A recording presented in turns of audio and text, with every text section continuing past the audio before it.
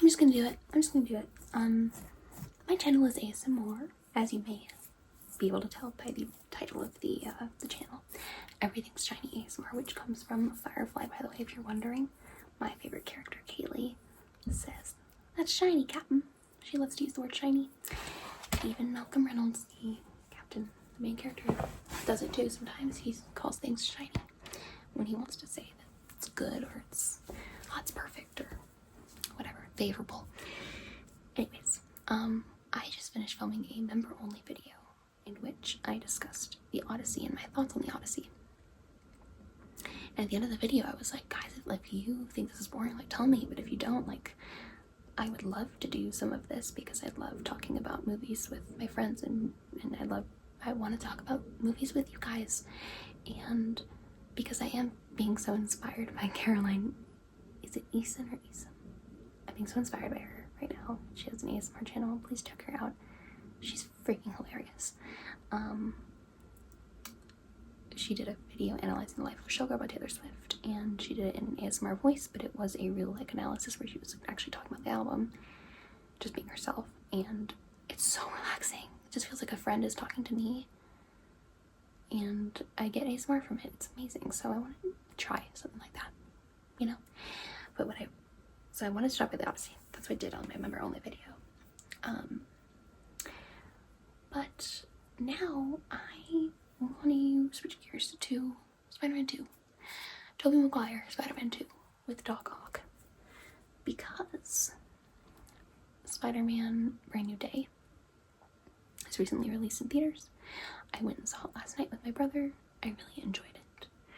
But one thing that my brother told me was that I might even think it was better than Spider-Man 2. I did not. This is no dig at my brother, who has very valuable opinions that I often agree with, and even if I don't, that doesn't matter what I think. He's super smart and very passionate, and I love his opinions. I love how much he loves Tom Holland's Spider-Man. But it doesn't, I don't know. No, it does matter how good any new Spider-Man movie is. It does. And quality is always taken into consideration, but there's it's not that I walk into it hoping that it's worse than Spider-Man 2. I would love to see a movie better than Spider-Man. Are you kidding me? That would be shocking. That would signify a new era of movie making, which I do think this year is really good for movies. Obsession, which I loved, got the Odyssey, Spider-Man Brand New Day, big hit, good movie. Doomsday is going to be coming out. We got Coyote vs. Acme coming out this month, which I'm so excited about. I love that film. Or, I don't know if I love the movie, I haven't seen it, but I love the show. I love the cartoon. And I love Who Framed Roger Rabbit. Anyways, what was I talking about? Literally, what was I talking about? Oh yeah, if the movie is better than Spider-Man 2, awesome. But there is something about Spider-Man 2 that is a little bit difficult to put into words. It is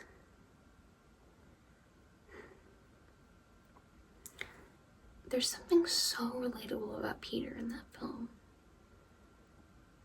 and the struggles that he's going through, because it is nuanced.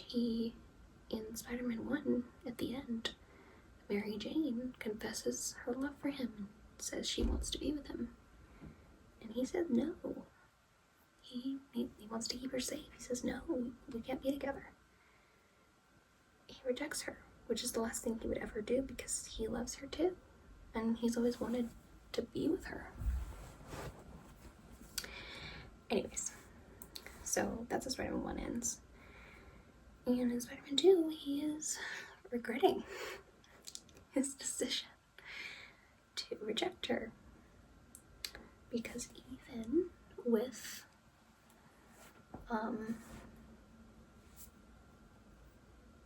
wanting to keep her safe having that be one of his top priorities, especially after she was almost killed by the Green Goblin in the first movie.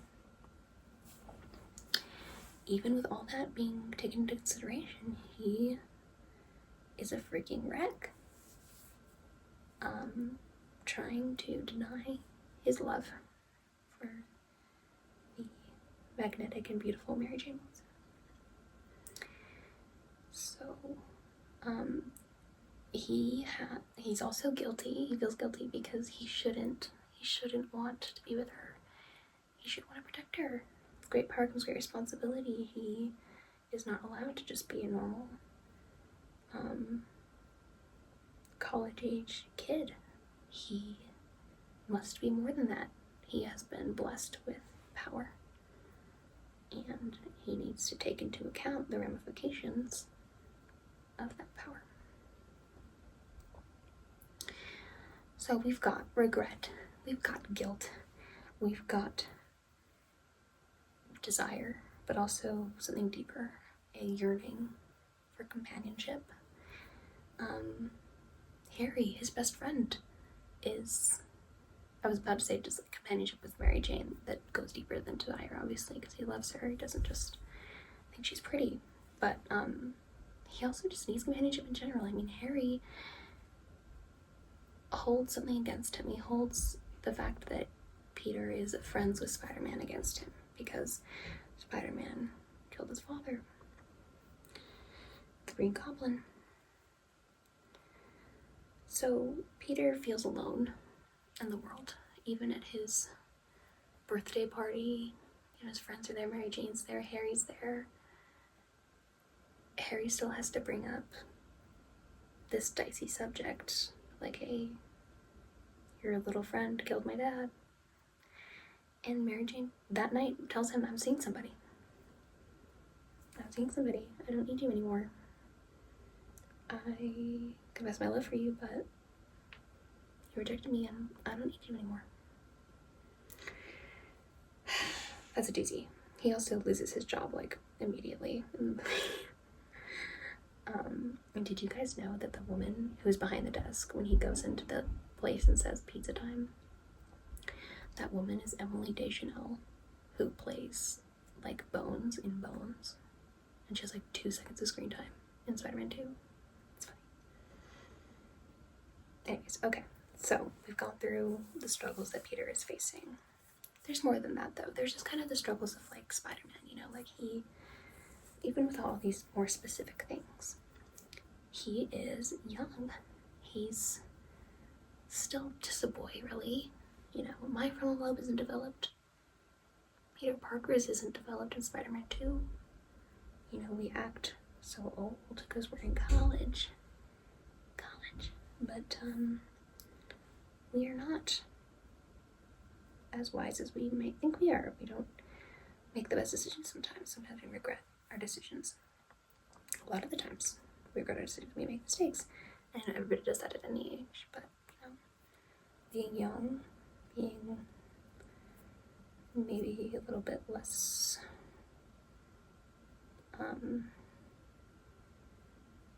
thoughtful of consequences than we might otherwise be. And even as such a responsible kid, you know, he's always been responsible. He still makes mistakes. And that's what we allow ourselves as people, as humans, to make mistakes at any age. But when we are kids, you know, we do have this narrative in our head, a lot of us at least, that it's okay because we are still kids, we're still young. Even if that narrative doesn't come to the forefront, like it often doesn't for me, I do place a lot of pressure on myself. It's still kind of a safety net that's like back there behind the mind. I know that's probably not the truth for everybody. Some people have been not raised by parents who have given them any sort of safety net at all. And that's awful, and I guess I'm just speaking from my own personal experience, so I don't know about anybody else. But at least for me personally, even though I put a lot of pressure on myself, there is a buffer somewhere in the back of my mind that says, you're young. Take it a little bit easy on yourself. Peter can't do that. He cannot make mistakes. It's inexcusable because he has lives in his hands. Human lives. People depend on him.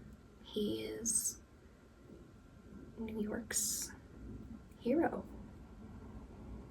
And people, sorry if that was loud, people celebrate him all the time. Spidey, Spider-Man, Spider-Man, Spider-Man does whatever a spider can. Like, that must feel great, but it also must feel equally, if not more, terrifying because the pressure. Oh my god. This is stuff that Spider-Man has always had to deal with in any iteration. Tom Holland's Spider-Man does a great job of, or Tom Holland's Peter Parker does a great job of conveying the, like, the susceptibility to that pressure.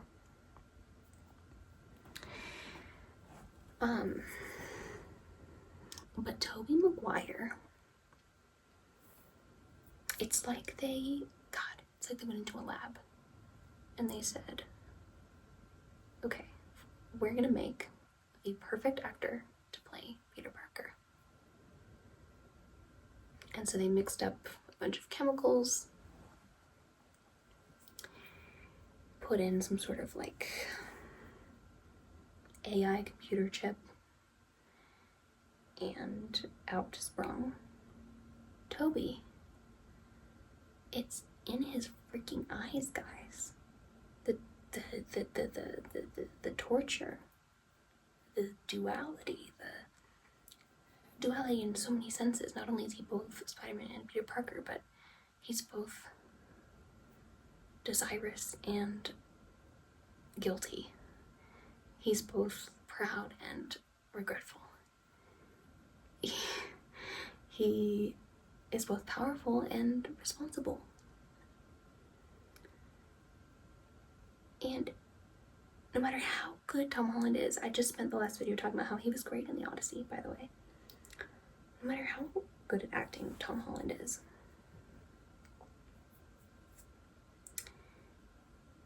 he is a chipper, which is not a bad thing for Peter Parker to be. Peter Parker can be chipper. I like a chipper main character. And we all know that Tom Holland can act, you know, tortured, bereaved, beleaguered with responsibility.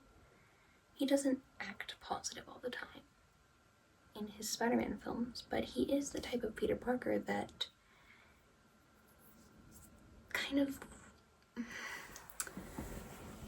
they all roll with the punches, but he's the type of Peter that, like, uses chipperness and positivity as a defense mechanism, as a shield, which I think is I think that's really cute. I like that in a Peter Parker, but that in a Peter Parker, not the Peter Parker. It's just something about that scene in Spider-Man 2 where he's getting ready to go to Mary Jane's play, and he's trying so hard to be positive, to say to himself, this evening is gonna work out, as he tries to get her flowers and he gets turned away from the big bunch, so he only has like 3 flowers. As he opens his closet door and he sees his Spidey suit in his suit, and that's literally the only clothes he has. As he, you know, tries to get ready in front of the mirror, you can see in his face that that positivity is not necessarily his norm. It is something he's trying to, like, convince himself is okay to be. And it's like, it comes so easy to Tom Holland's Peter Parker. And I'm not saying, oh my god, everything needs to be angsty, like, why are we positive? Like, no, I'm a positive person, I like positivity. But, god dang it, if you were Spider-Man and you had to deal with that, oh my god. Like, that's why Toby's Peter is so great, because he's not perfect. He literally cannot hold this burden of being both Spider-Man and a positive, carefree guy. He only becomes carefree in the film once he's thrown away the Spidey suit. You know, the raindrops keep falling on my head. He's all carefree. He's eating his hot dog. He doesn't care that that guy's being mugged in an alley. He's fixing his bike. The wheel goes out the window, hits somebody. He doesn't care. He's just being a kid. That only happens because he threw away his Spidey suit, and even then, he knows that it's not right. It's not who he is. Anyways, there is just something that really speaks to my soul about Tobey Maguire's Peter Parker, and just makes me root for Spider-Man, for Peter, because he is imperfect, and he's trying so hard, not only to be the hero that New York needs, but to just be a normal dude that's functional in society. Like, to pay his rent, to forge human relationships, to keep a job, to be a good nephew. You know, there's a whole scene where he tells Aunt May that he is the reason Uncle Ben died that day. And she is pissed. She's angry. She's upset. Her grief comes washing over her, and that woman, her acting is like 40% of the film. Maybe not. Danny Elfman's score is like 60% of the film, so that would be 100, but there's more. Alfred Molina, oh my god, we'll talk about that in a second. Anyways,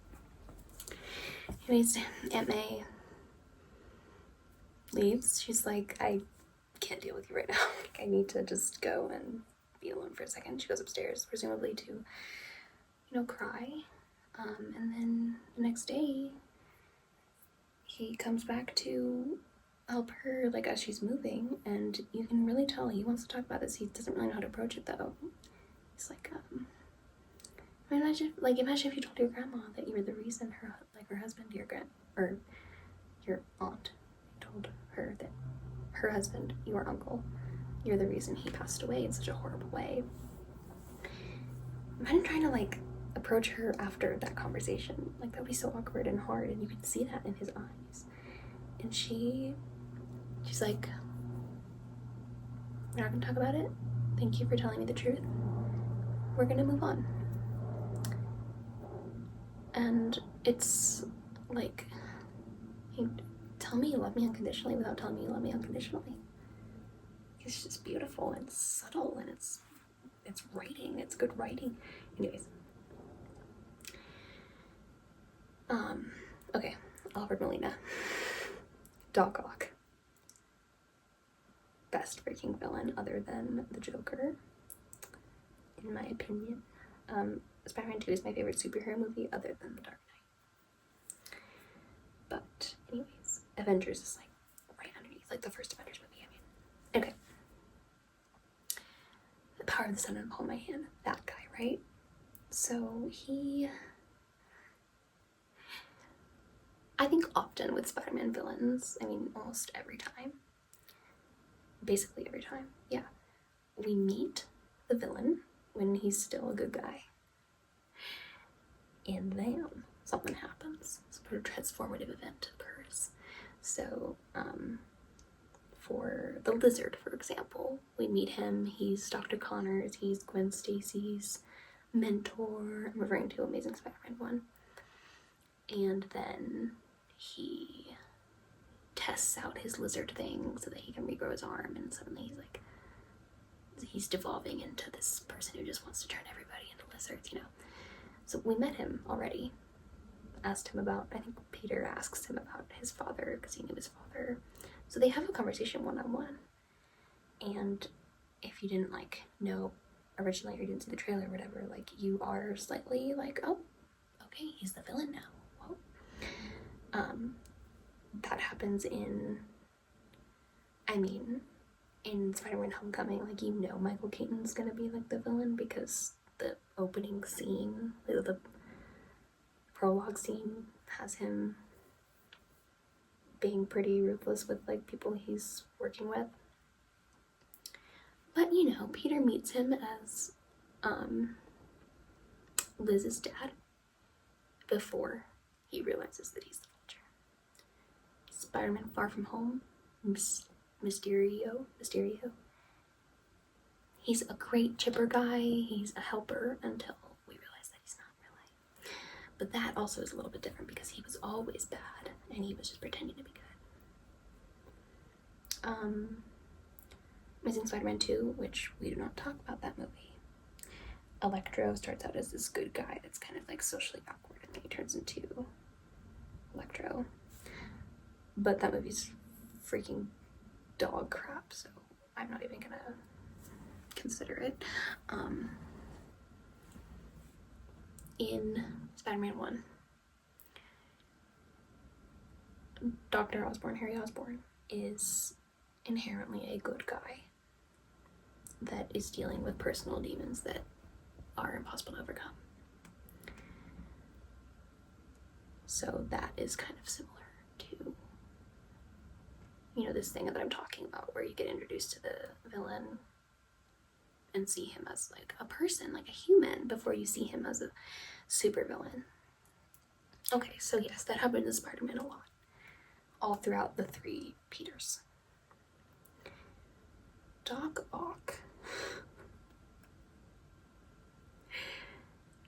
Okay, let's take did I call Dr. Osborn Harry Osborn just now? I'm sorry if I did. Harry is the Green Goblin's son. What is Dr. Osborn's first name? I don't know. I'm just gonna call him Green Goblin, okay? Or Willem Dafoe. So Green Goblin, right? Yes, he is shown to have inner conflict, and we see him as a human before we see him as Green Goblin, but he is always kind of like, there's a power dynamic, you know, he's Harry's dad, he's super rich, he puts pressure on Harry, he's, you know, I don't know, he's just like, Harry comes to the school field trip like in a limo, right? Like, you're gonna have some thoughts about Dr. Osborn. And then, again, Mysterio was always bad. He was just revealed to be bad. The Vulture, we never saw him as like a good guy because we always knew he was the villain. It was Peter who had to see him first as a good guy and then as the villain. Or, no, that doesn't even happen. I'm so sorry, it's been a while since he's Homecoming. Doesn't he realize? Doesn't he already know that he's the Vulture? And then he realizes he's Liz's dad.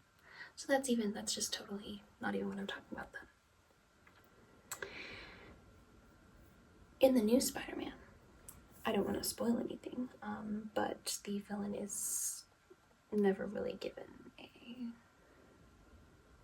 chance to be non-villainous, except for a flashback scene that happens after the villain has already been deeply established.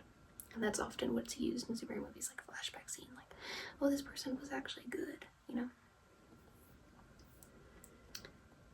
And I'm not trying to equate Doc Ock with the Joker. I said that they're both really good. I'm not trying to say that, oh, the Joker was also amazing, even though this didn't happen in his movie, whatever. I'm not going to consider that, even though I am considering it with these movies. Like, that's kind of like hypocritical or not really keeping with the same argument. That's a different ballpark. That is complete and total insanity that is expertly acted, and that is the reason it's so good. Like, it's just freaking, like, it's terrifying craziness. It's the Joker. Like, you want to know how I got these scars? Like, why so serious? It's like an utterly singular person that is not even a person anymore, just like a monster. All these villains I'm talking about, they're still people when they become villains or monsters. Even with Liv Lizard. You know what I'm talking about. Like, you see him as Dr. Connors, whatever. It's just a different ballpark, I think. If that doesn't make sense, I'm sorry. But the Joker is just not really what I'm talking about right now. Anyways, I think when a Spider-Man movie is effective at making sure that the villain is seen originally as human, that is what makes the villain really, really good.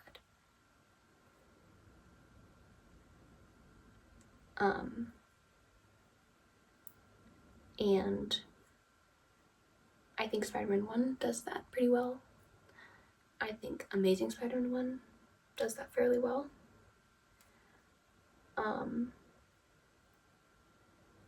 And I think the new Spider-Man does that really well too, because even though we only see the villain's background in a flashback scene, that flashback scene is so powerful, and the catharsis is so powerful that we see that person as a person.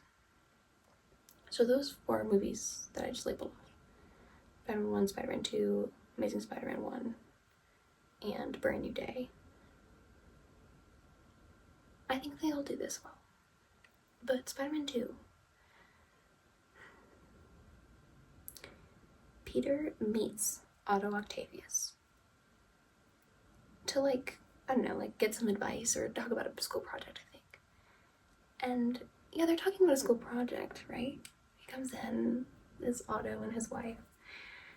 They're talking about science. Otto is like, amused at how bright Peter is. He's like, oh my god, this kid's so bright. And then the conversation changes to, so Peter, tell us a little bit about yourself. Do you have a girlfriend? He says, kind of, or I don't know. And they say, you can't kind of have a girlfriend. And then they talk about how, Otto was majoring in, what was it, like, physics, chemistry, or something,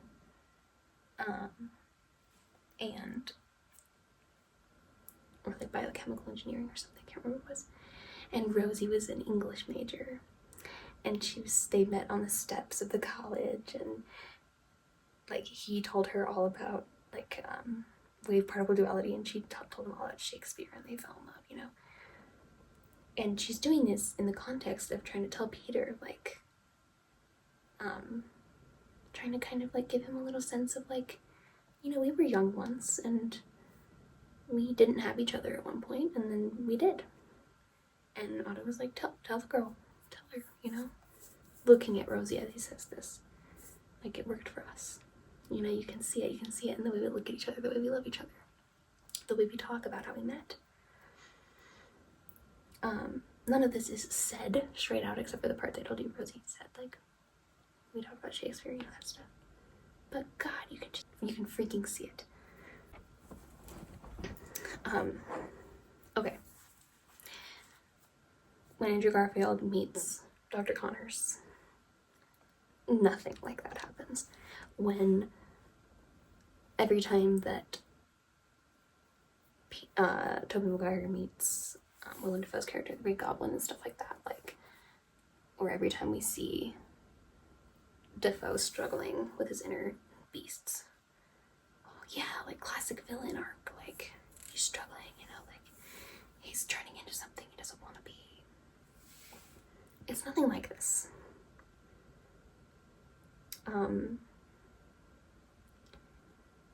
Brand New Day is the closest I can think of, because the interactions with the villain are very, very raw and emotional.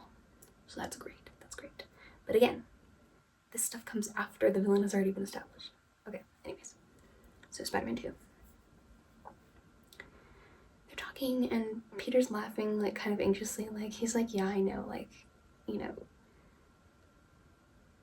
you guys don't know why, but I can't tell her, like, in his head, he's like, I really cannot tell her, and nobody knows why. I can't tell anybody why.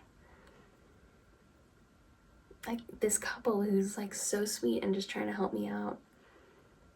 Can't tell them why. That sucks. That's hard. Anyways, we get these really human moments from them, and we see Otto laughing and just like pure glee on his face as he sips the tea that his wife made them and talks about science with this kid that's super interested in it. Nothing like that happens. We don't get these positive scenes. I guess the thing that comes close to that is in Amazing Spider-Man 2 when Max and Gwen are in the elevator together and they have a positive interaction together, right? That's nice. But that movie's dog crap. Again, that movie's dog crap. The raw interactions that we see between Spider-Man, between Peter Parker and the villain in Brand New Day are all super, super, super, super like, yes, they're great, but they're like so sad. And like that's where the emotion comes in, is like in this catharsis of two people who have really struggled that are coming together, like because they're both sad. In Spider-Man 2, this is just like a nice happy moment. Like you just see this guy smiling and laughing. He's just a dude, and he's a nice dude. He's likable. Like, I don't know, Willem Dafoe, he's just creepy. Sorry. Come on, man, like, Dr. Osborn was always freaking creepy. Like, these people are perfect to be villains because they seem like villains. That's not the case here. Anyways. Then, if you haven't seen Spider-Man 2, maybe don't keep watching. I'm just kind of assuming you guys have all seen it because it's a classic. Then Otto is doing a presentation of his brand new technology that he's super passionate and excited about. It's all very positive. He wants to make renewable energy for the world. That's awesome. What a great goal. Everything goes horribly wrong and his wife is killed in the resulting accident by a shard of glass. It's quite morbid. And of course you can see like Sam Raimi, like his touch in there because she gets it. Like the screen, it's like, it's so like Sam Raimi, like Evil Dead 2. Anyways. Oh my god.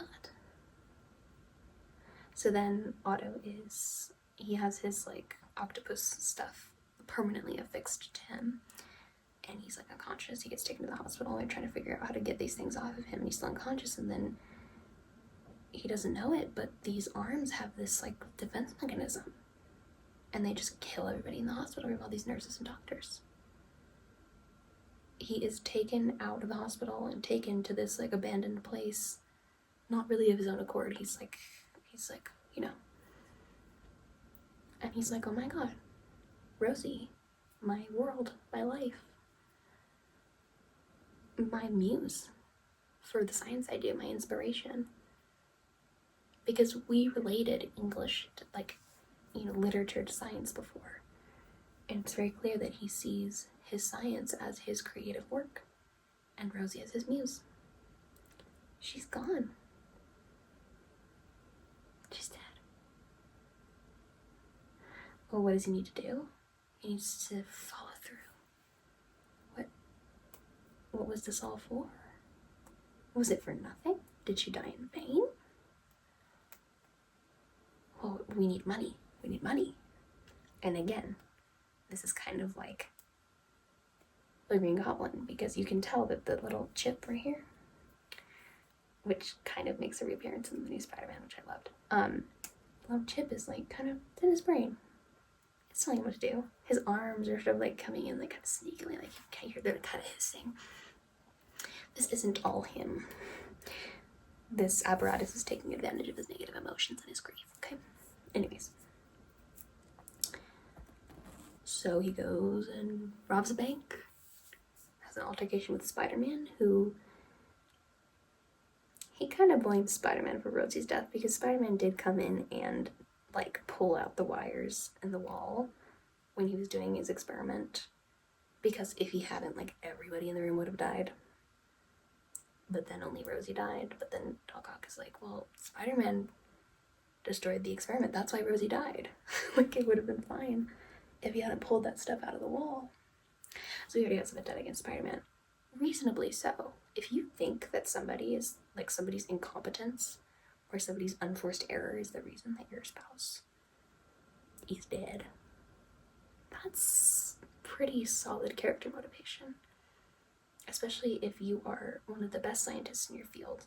You've been working on this project for so long, it's one of your passions, and you are so, like, nobody wants to admit when they did something wrong.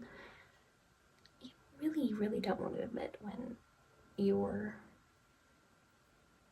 like, mistake caused the death of the person you love most in the world. So it's very reasonable to me. Does Wayne Crapper has an altercation with Spider-Man, gets even angrier and more resentful at Spider-Man. Spider-Man realizes this guy's a threat, and I used to like him. Like, this is Otto Octavius, he's a nice guy. What happened? Oh, he's a villain. Don't even get me started on Danny Elfman's Doc Ock music. It's perfect. Dun, dun, dun, dun, dun, dun, dun, dun, dun, dun. Perfect.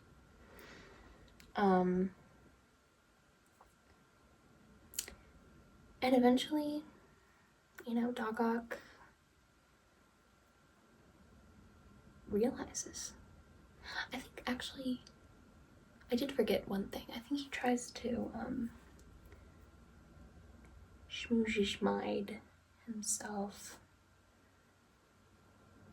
in the Hudson, but his arms stop him. So you can tell there's this war going on where he does feel guilty because he does know that it was his actions ultimately that killed Rosie. But Spider-Man still, like, was there and did something. What if it was his fault? Was Spider-Man's fault? That's easier to think about. Or renewable energy is still a great goal for the world.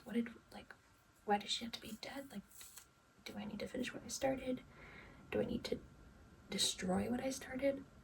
And then you have the apparatus whispering in his ear verbally and telling him, like, it doesn't want to die, so it's telling him to, like, be on its side. Anyways,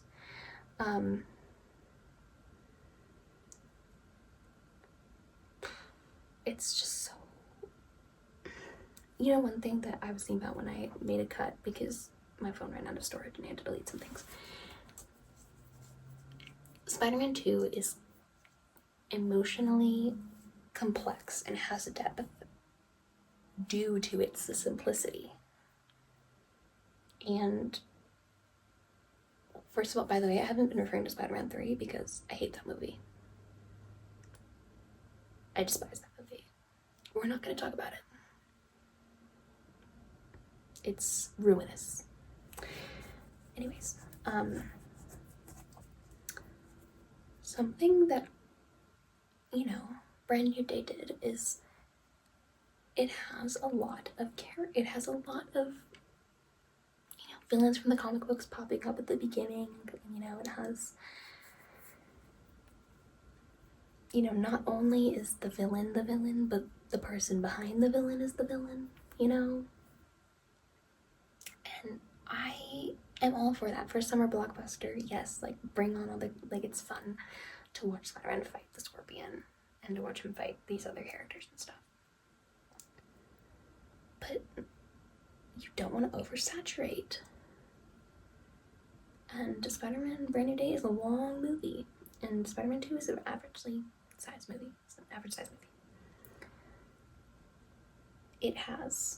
It's very, very simple in its formula, you know? Classic boy loves girl, can't be with girl, wants to be with girl,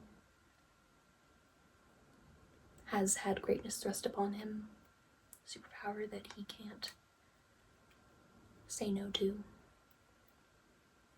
Villain had someone close to him die, becomes villain, is good at technology, becomes tech villain.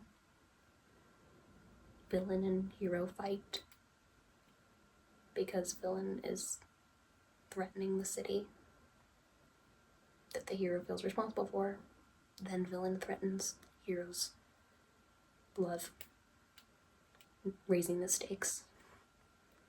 Hero eventually gets with the girl he loves. Like, it's not super, like, mind-blowing. None of it is, you know? But when it all comes together with the touches and the expertise in writing and acting and directing, you get one of the best movies ever made.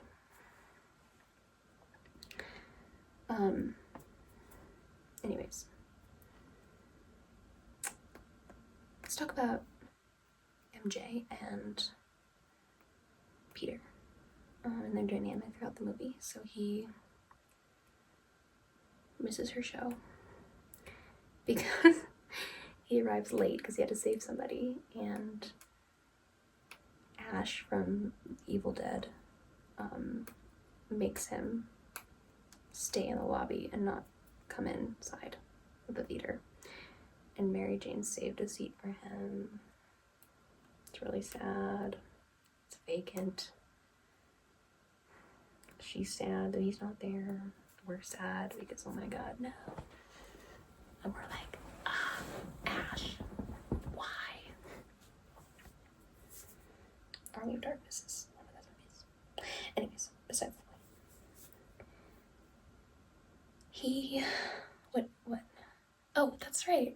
He goes over to Otto's, and Otto says, you want to make a woman fall in love with you, read her poetry. So he starts memorizing poetry at the laundromat while his clothes are washing, and it's just so freaking human. I don't know, it's just simple, and like, it's just this kid who's like a little awkward, and but he's also like the most revered hero in New York, and he's freaking like, he's ripped and he's powerful, but he's just a kid, and he's in love with somebody who has moved on from him and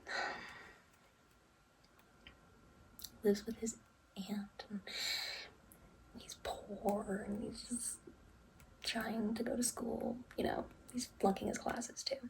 Anyways, he reads her poetry day by day. What is it? Day by day. He looked upon her or something. And she's like, no, like, literally stop, like, 8. I've moved on. And she can't blame her because he did reject her in the last movie. We feel that pain. I feel it so hard because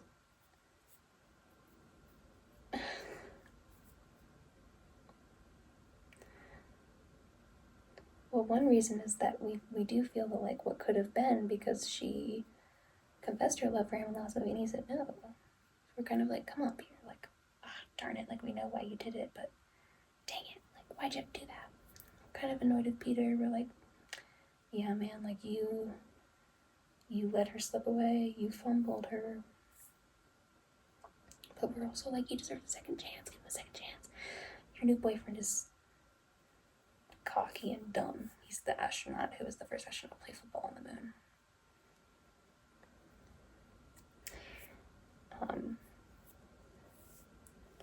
And people are going to be on the side of the underdog, okay?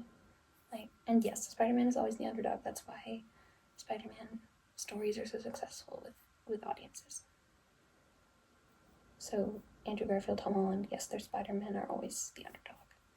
But Tobey, again, there seems to be such an emphasis on charisma because Spider-Man, the hero, needs to be charismatic. Does he though? I don't know. I mean, could we have an awkward hero who is struggling a lot with his personal life?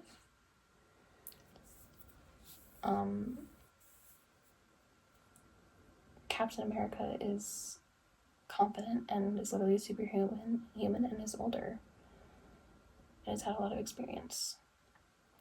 Tony Stark is a billionaire. What is it? billionaire, philanthropist, playboy, genius playboy. Yeah, those words tell you everything you need to know. Thor is a god.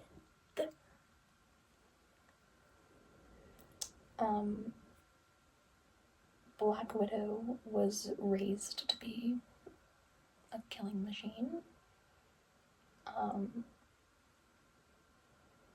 You have Peter Quill, who deals with the trauma of his past by making jokes and putting up that fence and being a womanizer. Gamora has too much crap on her plate with Thanos and all that stuff to be anything but like exceedingly goal-directed, because that's like she was literally like tortured as a kid, and her personality is also just very cutthroat and harsh too.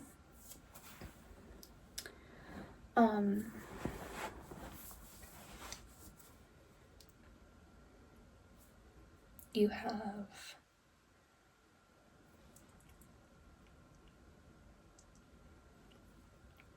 the Fantastic Four all have a lot of experience under their belts. They're older, Reed and Sue are having a baby, and Johnny's, just has the personality of, confident, cocky, playboy type guy. So everything I'm naming to you, like, these are all distinct characters with very distinct personalities, and that's great. But they all feel like heroes that are super confident in themselves. Like Doctor Strange, for example, he was too confident in himself and way too cocky, and he got humbled. So that's like, he is on the other spectrum of what I believe Spider-Man should be. Marvel has had a reliance on humor, which is great. DC humor sucks. I love Marvel because of its humor. But does every character have to be so, like, charismatic and sure of themselves and funny? And I'm not saying that Tom Holland's Peter Parker is super sure of himself, but he's, like, again, chipper, and that betrays a certain level of, like, unbotheredness. Not that he's entirely unbothered, but just that he's very resilient to things in his life that throw rocks at him, and he's a chipper guy. Resilience is not bad, it's a great quality in a hero. But sometimes these admirable traits need to grow from struggle instead of being immediately present. I mean, being immediately present isn't necessarily bad. It can make your characters likable and unique. Iron Man was unique with his, like, sheer confidence and charisma. Cap was unique in a similar way to Spider-Man, but not quite, where he started out as, meek and, not the size of the dog in the fight, but the size of the fight in the dog kind of guy. And then he became, like, the quintessential hero of the war. So he's a guy with his main trait is probably honor, which is different from Spider-Man. Thor was unique. He was that type of character that has to be humbled, which Doctor Strange later kind of repeated that, but in its own way.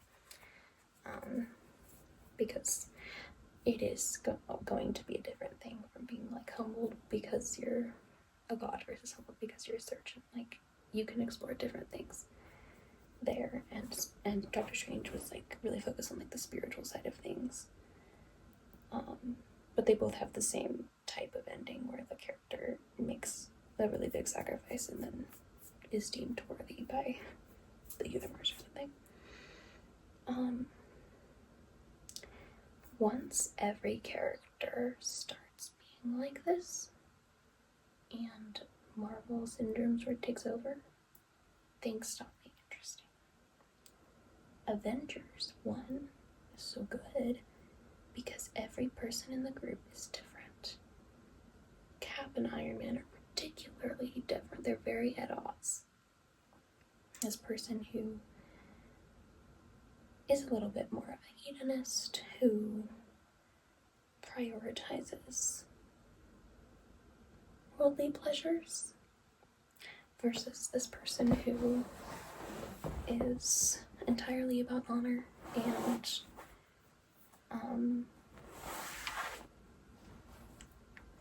is more introverted, doesn't really like to talk about himself,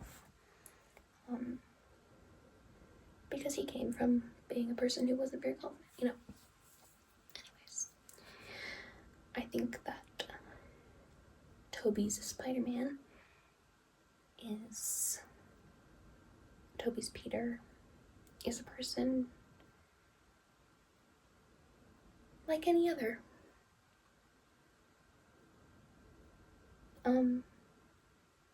Which might sound negative, but it's not. Everybody else I just mentioned is very singular.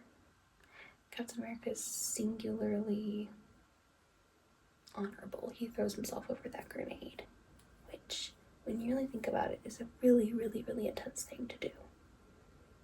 Since this is before he was turned into a super soldier. As like a test, somebody throws a grenade into like the training camp, so it's like live grenade, and Steve Rogers throws himself over it and says go, like everybody go, back up, and everybody else does back up.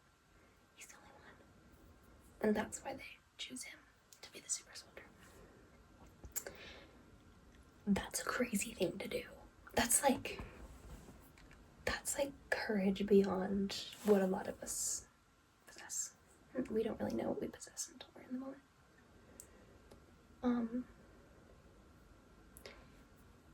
Peter Parker is just a kid.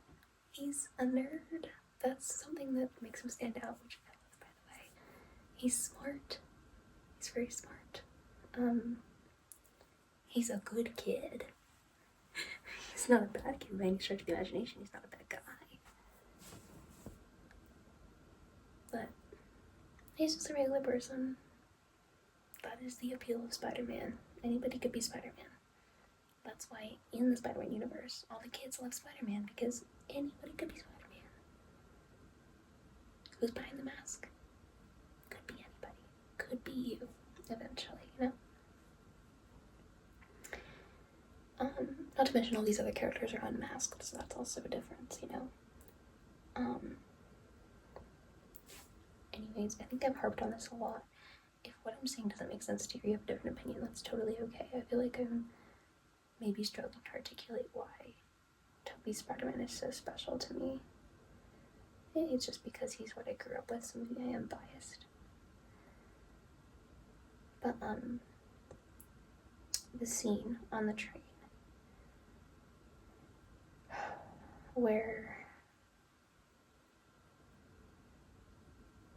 his mask comes off and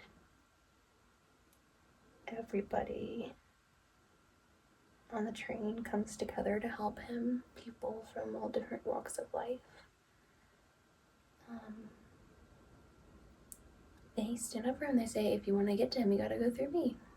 Of course, Doc Ock is like, okay, But what it shows is that each and every one of these people on the train is the Spider-Man in their own way.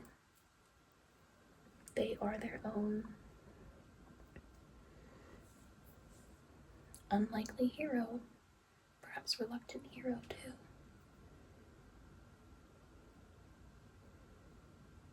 It's cool because that is the thesis of Spider-Man. He's just anybody. He's anybody. And of course, even with his mask off, people are like, oh my god, he's just a kid. Like, they literally say that, he's just a kid. And it almost hammers that into us as well. He's just a kid. This whole time he's been, oh my god, working his butt off trying to save the city, and he's just a kid. Such an impactful scene.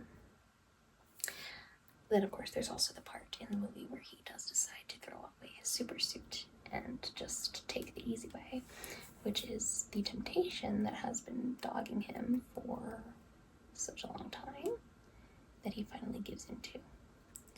When a character gives into temptation and kind of goes the wrong path, it's often a setup for them to come around again and do the right thing and have that character arc.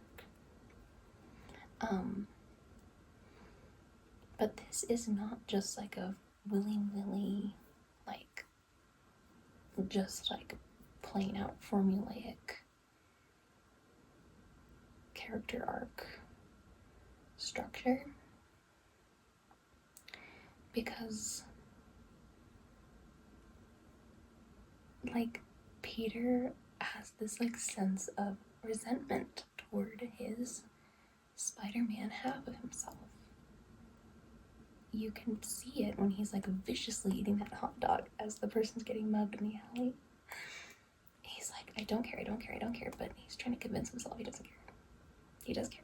So in a way, it's like an opposite character arc where like he's trying so hard to be someone he's not, and he fails at being that person that he's not, and he goes back to being Spider-Man.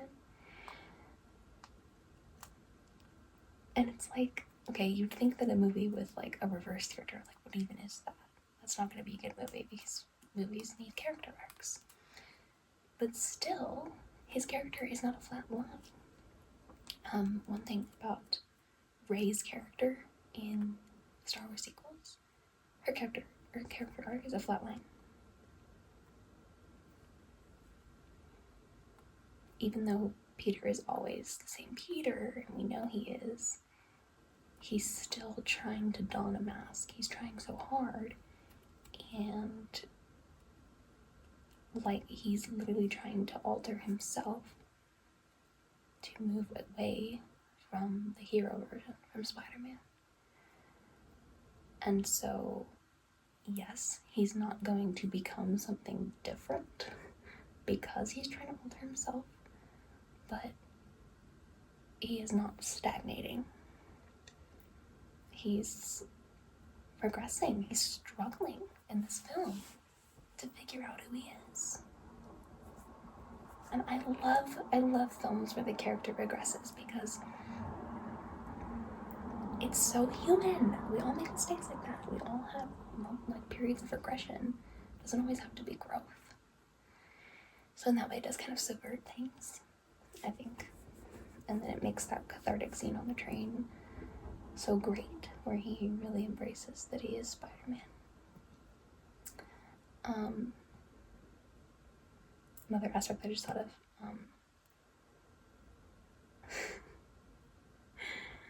J. Jonah Jameson.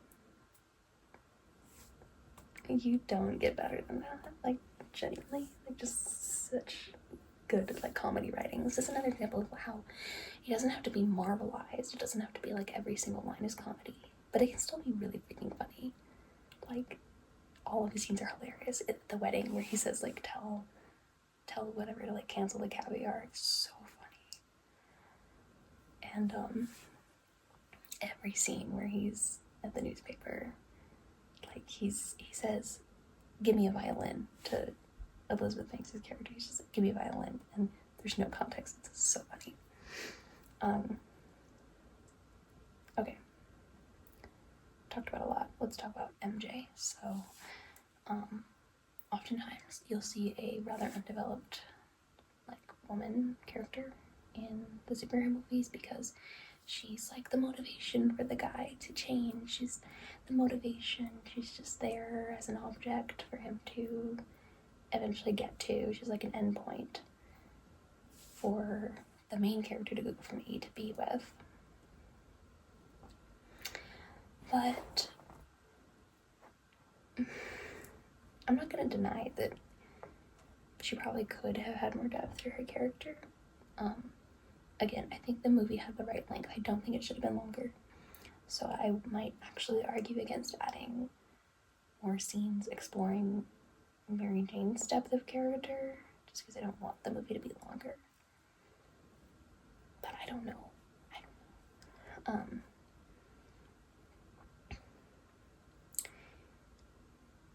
She very clearly struggles though, because she does have a decision to make, you know, Peter or this new guy. And there's also the lingering love for Spider-Man, who, you know, like, she doesn't know that it's Peter. But she had that kiss with him in the rain, and so that's why she tries that kiss on her new boyfriend. And he's like, whoa, that was amazing. And you can tell she's like, it wasn't magical like that. And you can tell she's like, she just wants to move on, you know. She was rejected, and she's beautiful, and she deserves to have somebody who's like freaking out over her. She knows this, so she's going to move on. And she's trying so hard to set boundaries, because yes, she still loves Peter, and suddenly Peter's wanting her back. She's like, bro, like, yeah, what did DICK move to reject someone and then just like want her back? Like, no, you can't just do that. So yeah, she's gonna be like, no, like, stop. Don't ask me anymore about this. I'm getting married, you know?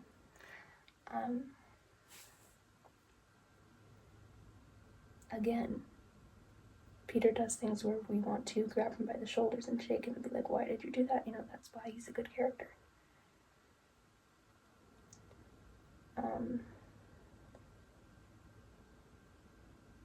And I'm not saying that the other Spider-Men don't have flaws that are evident and that are addressed.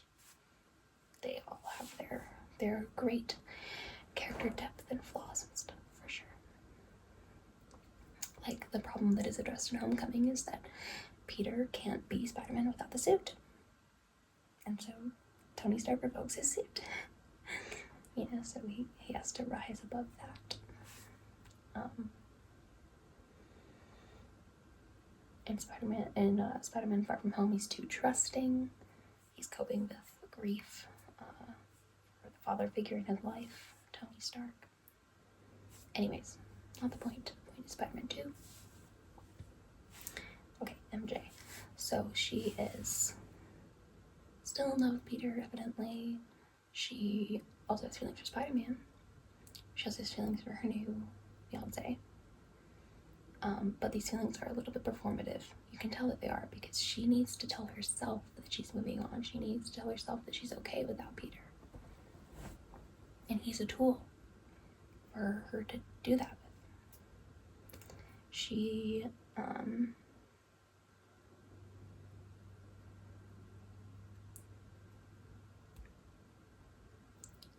every time she talks to Peter, you can see the war going on in her eyes. Like, Kirsten Dunst is a really good actress, so, but you can see the war going on in her eyes, where she's like, I don't want to hurt you, but I also do. I want to hurt you because you hurt me. Like, screw you, you know?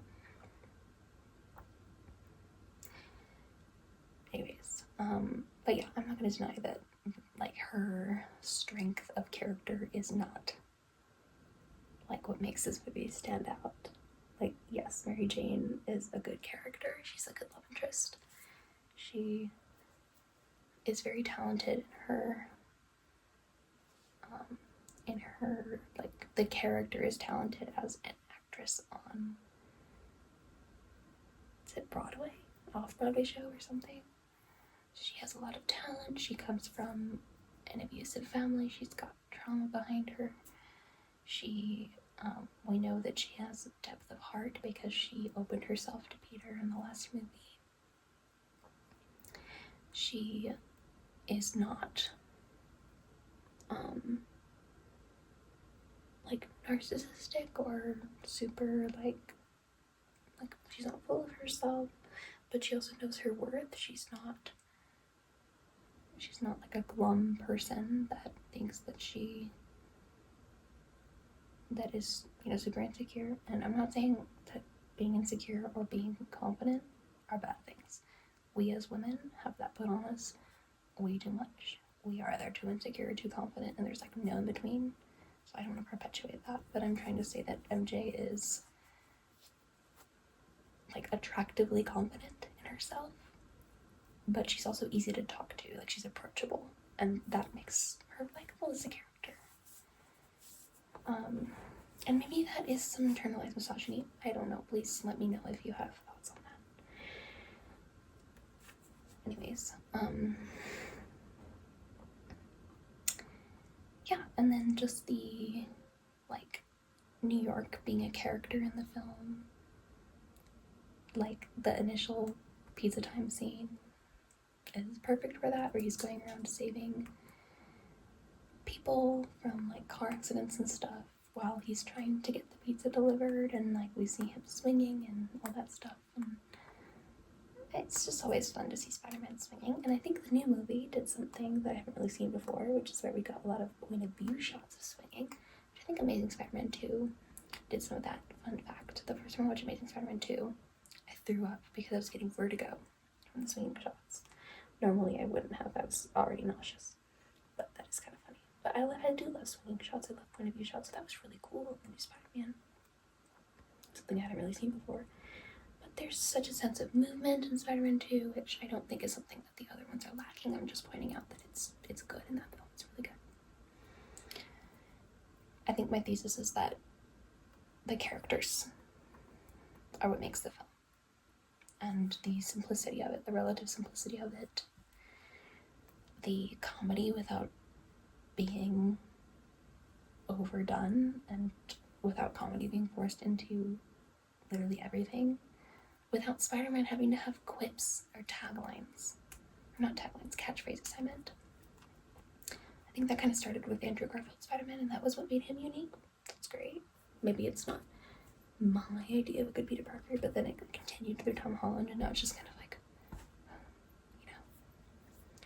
Again, I want to make it clear that I did enjoy Brand New Day, and obviously I loved No Way Home because it had Tobey in it, but, and man, I love MJ's character in the new Spider-Man movies. I think that she has more depth than we see in Spider-Man 2, so there we go. A drawback of Spider-Man 2 that is accounted for in the new Spider-Man movies, for sure. Even Gwen Stacy had more depth, I think. So, yeah, okay. I will concede that. I still love Mary Jane Watson's character, but I will concede.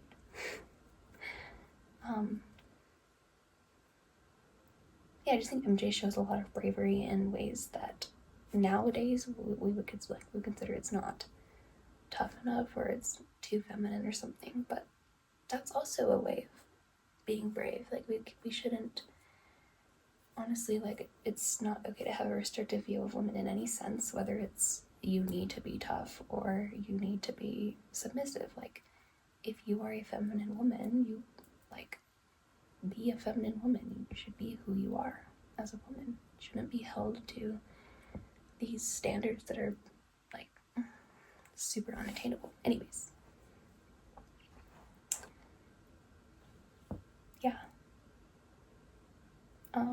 Harry doesn't really play much of a role in Spider-Man 2. Not as much as he does in the other two Sam Raimi Spider-Mans. Oh, sorry. We don't talk about Spider-Man 3, so that doesn't exist. The other one Sam Raimi Spider-Man movie. But, I mean, James Franco is just phenomenal every time he's on screen, so perfect.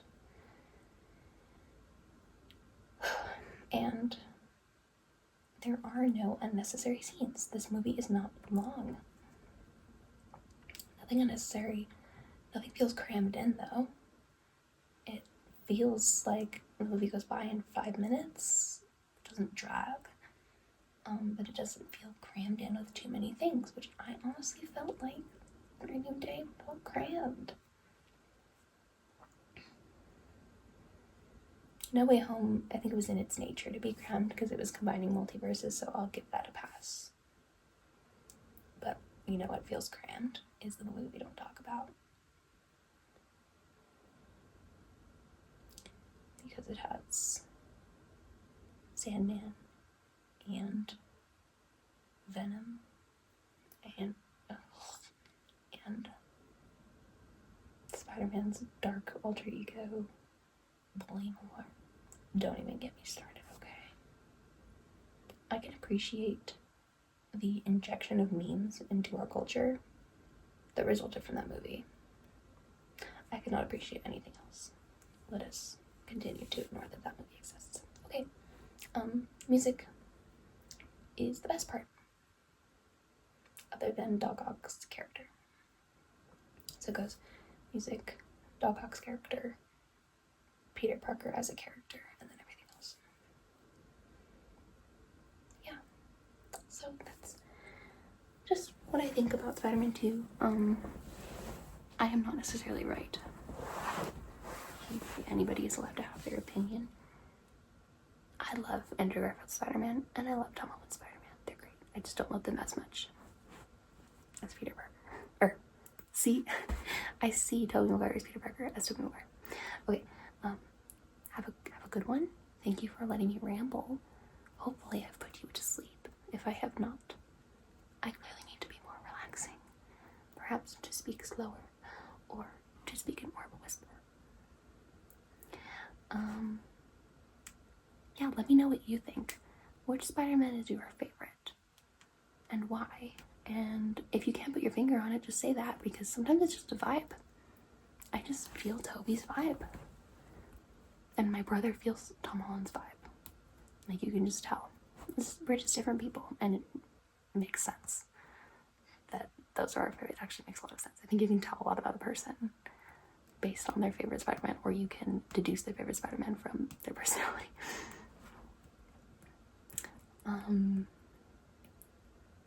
Yeah, Brand New Day was good. I'd definitely check it out if you're interested. Great performances and a really good thesis and a pleasant subversion of expectations that I really liked. Female representation isn't the best in Sam Raimi's Spider-Man films. I will say that. Yeah, okay. There's more I could talk about, but I'm not going to. There's like things that are coming into my head that I really want to talk about, but I'm not going to because this video is really long. I love you guys. Thank you for watching. Have a good one and keep it shiny, okay? Alright, bye. Please subscribe.